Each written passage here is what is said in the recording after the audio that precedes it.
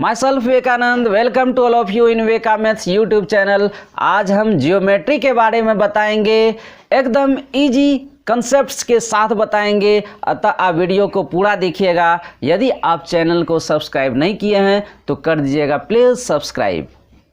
Geometry जियो और मेट्रॉन शब्द से बना हुआ है। जियो का अर्थ होता है अर्थ और मेट्रॉन का अर्थ होता है मेजरमेंट, यानी भूमि प्लस माप। भूमि के माप को ही जियोमेट्री यानी ज्यामिति कहते हैं। इसका 3 नाम होता है: ज्यामिति, भूमिति, रेखा गणित। Geometry is a branch of mathematics in which we study the size, shape, position, angles and dimensions of things. यानी ज्यामिति गणित की वह शाखा है जिसमें किसी भी थिंग्स का साइज यानी आकार, शेप यानी आकृति, पोजीशन यानी स्थिति, एंगल्स यानी कोण और उसके विमा के बारे में अध्ययन किया जाता है।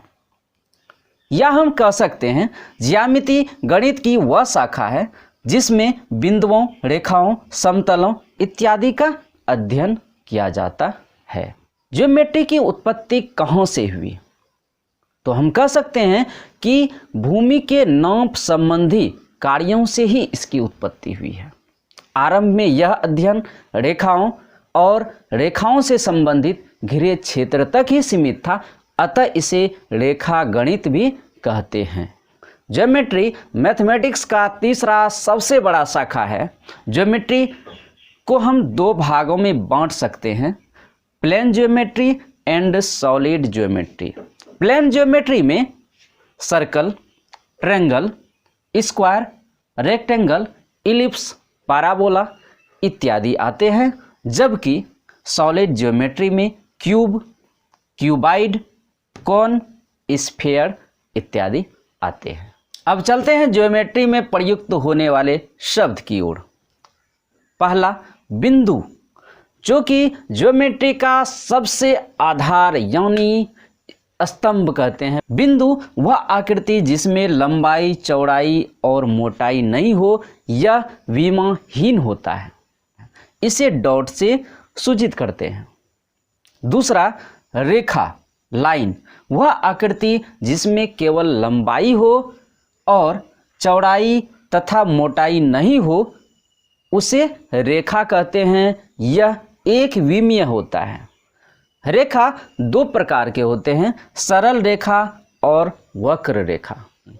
सरल रेखा से ट्रायंगल, स्क्वायर, रेक्टेंगल इत्यादि आकृति बनती है, जबकि वक्र रेखा से सर्कल, पैराबोला, इलिप्स इत्यादि आकृति बनती है। तीसरा रेखाखंड यानी लाइन सेगमेंट, 2 बिंदुओं को मिलाने वाली सीधी रेखा को रेखाखंड कहते हैं। अगला किरण यानी रे, वह रेखा जिसका एक अंत बिंदु हो उसे किरण कहते हैं। कोण यानी एंगल, 2 किरणों से बनी आकृति जिसका प्रारंभिक बिंदु 1 हो। जैसे मान लेते हैं किरण BA और BC का प्रारंभिक बिंदु B है, तो B को शीर्ष कहते हैं। कोण को कैसे दर्शाते हैं? जैसे ABC, इसमें BC और BA को भुजा यानी साइड कहते हैं, और जो बिंदु कॉमन यानी उभयनिष्ठ आ रहा है तो उसे शीर्ष कहते हैं। और कोण को कैसे दर्शाते हैं?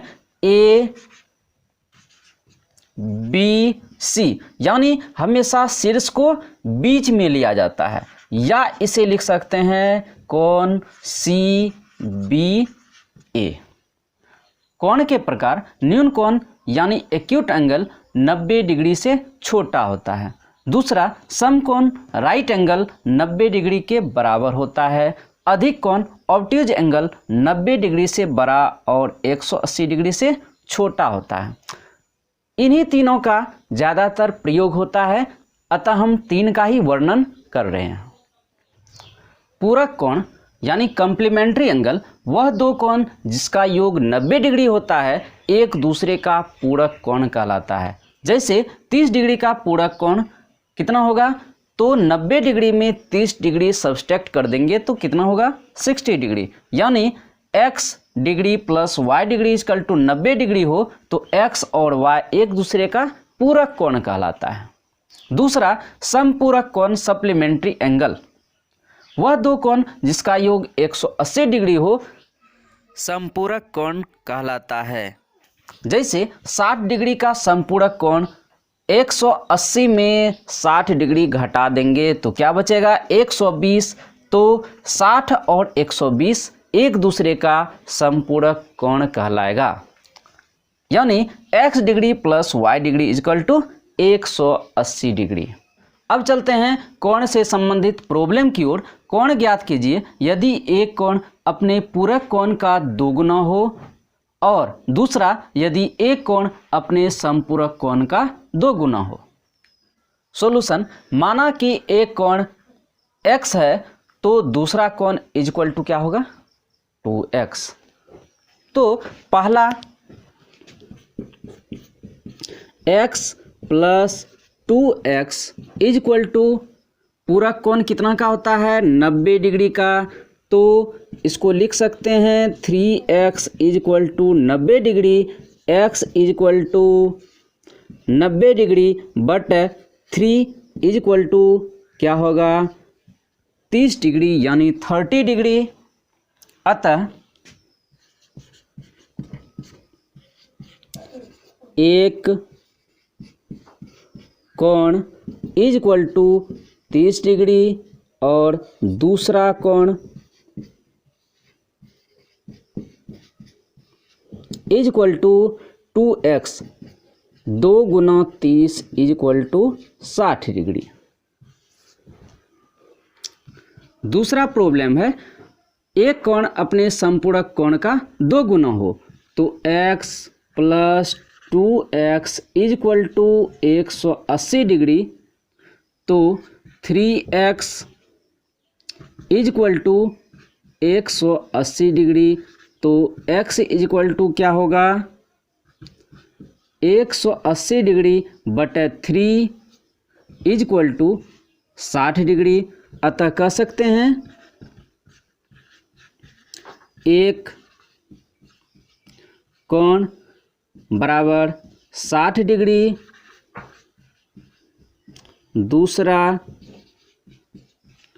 कोण बराबर 2 गुना 60 डिग्री इक्वल टू 120 डिग्री। अब नेक्स्ट वर्टिकली अपोजिट एंगल्स यानी शीर्षाभिमुख कोण। If two line intersects each other then opposite angles is called vertically opposite angles. शीर्षाभिमुख कोण दो सरल रेखाओं के प्रतिच्छेदन बिंदु पर एक दूसरे के विपरीत बने कोण को शीर्षाभिमुख कोण कहते हैं। यह हमेशा इक्वल होता है। नेक्स्ट पैरेलल लाइंस यानी समांतर रेखा। If distance between two lines always equal और constant is called parallel lines, it never meet each other. यदि दो लाइंस के बीच की दूरी हमेशा इक्वल हो या नियत हो तो वह दोनों रेखा एक दूसरे का समांतर रेखा कहलाता है। यह एक दूसरे को कभी नहीं काटती है। Transverse line, line that intersects both parallel lines is called transverse line, यानी दो समांतर रेखाओं को प्रतिच्छेद करने वाले तीसरी लाइन को तिर्यक रेखा कहते हैं। अब चलते हैं दो समांतर रेखाओं को यदि तिर्यक रेखा प्रतिच्छेद करती है तो उसके बीच बने एंगल के बीच रिलेशन क्या होगा। तो देखिए यहाँ पर एंगल 1 और एंगल 6 इक्वल होता है, एंगल 2 और एंगल 5 इक्वल होता है। इस दोनों एंगल को संगत कोण यानी कॉरस्पॉन्डिंग एंगल्स कहते हैं। अब दूसरा 3 और 6, 4 और 5 means angle 4 is equal to angle 5 होता है, angle 3 is equal to angle 6 होता है, जिसे एकांतर कोण अल्टरनेट इंटीरियर एंगल्स कहते हैं। अब नेक्स्ट इससे रिलेटेड प्रॉब्लम की ओर चलते हैं। जैसे आपको यह एंगल 30 डिग्री दिया हुआ है, तो एंगल 2, 3, 4, 5, 6 का मान ज्ञात करना है, तो कैसे निकालेंगे? यह एंगल और यह एंगल मिला के कितना बनेगा? 180। तो angle 2 plus 30 degree is equal to 180। तो एंगल 2 इज इक्वल टू क्या होगा? 180 degree minus 30 degree is equal to 150 degree. Angle 2 हम फाइंड कर लिए। अब देखिए यहाँ पर angle 2 is equal to angle 5, angle 2 is equal to angle 5 is equal to आएगा 150 डिग्री। यह कौन सा एंगल है? Corresponding angle.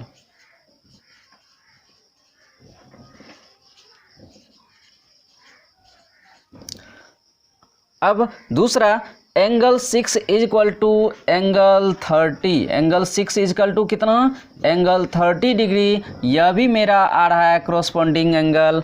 अब देखिए यहाँ पर angle 3 is equal to 30 degree होगा। यह कौन सा एंगल है? शीर्षाभिमुख कोण यानी vertically opposite angle. Angle 4 is equal to angle 2, तो एंगल 2 का मान है 150 डिग्री। यह भी है वर्टिकली अपोजिट एंगल। अतः हम कह सकते हैं angle 2 is equal to 150 degree, angle 3 is equal to 30 degree, angle 4 is equal to 150 degree, angle 5 is equal to 150 degree और एंगल 6 इजकल टू 30 डिग्री।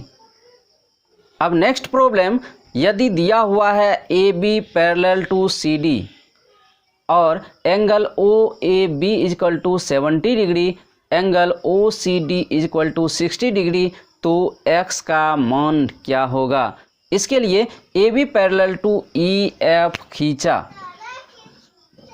तो इसमें देखिए angle E O A is equal to angle O A B is equal to 70 degree होगा और angle E O C is equal to angle O C D is equal to 60 degree होगा। तो x is equal to लिख सकते हैं angle E O A plus angle E O C is equal to कितना है? ई O ए तो 70 डिग्री प्लस ई ओ सी कितना है? 60 डिग्री, तो इजक्वल टू 130 डिग्री होगा। x इजक्वल टू 130 डिग्री होगा। अब आपको नेक्स्ट वीडियो में ट्रायंगल के बारे में बताएंगे, जो कि ज्योमेट्री का सबसे इम्पोर्टेंट चैप्टर है। अतः आप वीडियो पर बने रहें। धन्यवाद।